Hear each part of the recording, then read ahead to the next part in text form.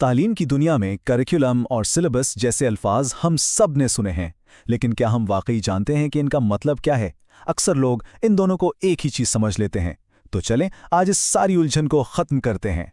تو سب سے پہلا اور سب سے بڑا سوال یہی ہے، کریکولم اور سلیبس میں اصل فرق کیا ہے؟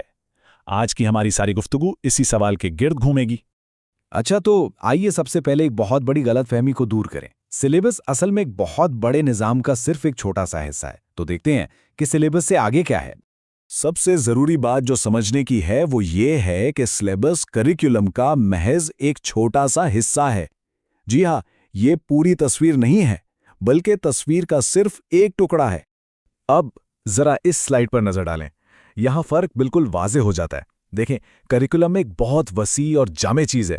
یہ اسکول میں ہونے والی ہر ایک سرگرمی مطلب A to Z کا احاطہ کرتا ہے۔ یہ بتاتا ہے کہ تعلیم کیوں اور کیسے دی جائے۔ دوسری طرف سلیبس بہت ہی مخصوص ہوتا ہے۔ یہ بس ان موضوعات کی ایک لسٹ ہے جو کسی کورس میں پڑھائے جائیں گے، یعنی کیا پڑھانا ہے۔ تو یوں سمجھ لیں کہ کریکولم ایک بڑا ڈھانچہ ہے اور سلیبس اس کے اندر ایک چھوٹا سا حصہ ہے۔ تو اب جب کہ ہم نے یہ بنیادی فرق سمجھ لیا ہے، آئیے کریکولم کے تصور میں تھوڑا اور گہرا اترتے ہیں۔ اس کے پیچھے صرف ایک منصوبہ نہیں بلکہ ایک پورا فلسفہ ہے۔ یہ بہت دلچسپ بات ہے کہ کریکولم کا لفظ لاطینی زبان سے آیا ہے، جس کا مطلب ہے دوڑ کا میدان یا رن وے۔ کیا خوبصورت تشبیہ ہے! یہ وہ راستہ ہے جس پر طالب علم اپنے تعلیمی مقاصد اور زندگی کی منزلوں تک پہنچنے کے لیے دوڑتے ہیں۔ ایک مشہور ماہر تعلیم ہے کننگھم، انہوں نے کریکولم کی کیا ہی شاندار تعریف کی ہے۔ وہ کہتے ہیں کہ نصاب ایک فنکار یعنی استاد کے ہاتھ میں ایک اوزار کی طرح ہے، جس سے وہ اپنے مواد یعنی شاگرد کو اپنے نظریات اور مقاصد کے مطابق اپنی ورکشاپ یعنی اسکول میں ڈھالتا ہے۔ اس سے پتہ چلتا ہے کہ یہ کتنا تخلیقی اور بامقصد کام ہے۔ ایک اور اہم نکتہ یہ ہے کہ کریکولم کوئی ایسی چیز نہیں جو ہر جگہ ایک جیسی ہو۔ یہ ہمیشہ کسی بھی معاشرے کی ثقافت، اس کی اقدار اور اس کی تاریخ کا آئینہ دار ہوتا ہے۔ سیدھی سی بات ہے، ہندوستان کا نصاب ہندوستانی تاریخ پر ہی توجہ دے گا، جاپان کی تاریخ پر تو نہیں، ہے نا؟ تو نصاب دراصل معاشرے کے اپنے مقاصد کی عکاسی کرتا ہے۔ تو کریکولم صرف ایک فلسفہ نہیں ہے، یہ ایک ٹھوس عملی منصوبہ بھی ہے۔ اب جب ہم اس کی روح کو سمجھ گئے ہیں تو آئیے دیکھتے ہیں کہ یہ عظیم منصوبہ آخر بنتا کیسے ہے، اس کے پیچھے کیا عمل ہوتا ہے۔ کریکولم کی تیاری کا عمل بڑا منظم ہوتا ہے اور اس کے 4 اہم مراحل ہیں۔ پہلا ہے تصور کرنا، یعنی یہ طے کرنا کہ کیا پڑھانا ہے اور کیوں پڑھانا ہے۔ دوسرا ہے منظم کرنا، یعنی مواد کو ایک منطقی ترتیب دینا۔ تیسرا ہے طریقے تجویز کرنا، مطلب پڑھانے کی حکمت عملی بتانا۔ اور چوتھا اور بہت اہم ہے جانچنا، یعنی نتیجوں کو دیکھ کر مسلسل بہتری لاتے رہنا۔ یہ جو منظم کرنے والا مرحلہ ہے نا، یہ بہت اہم ہے۔ ذرا سوچیں، ہم ہمیشہ ضرب سیکھنے سے پہلے جمع سیکھتے ہیں اور جدید تاریخ سے پہلے قدیم تاریخ پڑھتے ہیں۔ یہ منطقی ترتیب سیکھنے کو آسان اور مؤثر بناتی ہے۔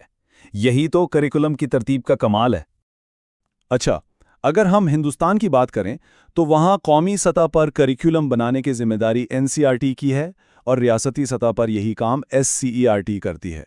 یہ ادارے اس بات کو یقینی بناتے ہیں کہ نصاب پورے ملک کے تعلیمی مقاصد کے مطابق ہو۔ کریکولم بنانا صرف ایک تکنیکی کام نہیں ہے۔ ایک اچھے اور مؤثر نصاب کے پیچھے کچھ بنیادی اصول ہوتے ہیں۔ آئیے آخر میں ان رہنما اصولوں پر بات کرتے ہیں جو ایک کریکولم کو واقعی کامیاب بناتے ہیں۔ تو سوال یہ پیدا ہوتا ہے کہ ایک اچھے کریکولم میں کیا خاص بات ہوتی ہے؟ کون سی چیزیں ہیں جو اسے واقعی مؤثر بناتی ہیں؟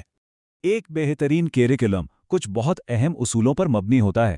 ان میں سب سے اہم ہے بچے کو مرکز بنانا یعنی چائلڈ سینٹرڈنیس، اور لچک یعنی فلیکسیبلٹی۔ لیکن ان کے علاوہ عملیت، افادیت اور دلچسپی جیسے اصول بھی بہت ضروری ہیں۔ چلیں ان میں سے کچھ پر قریب سے نظر ڈالتے ہیں۔ لچک کا اصول بہت ہی اہم ہے۔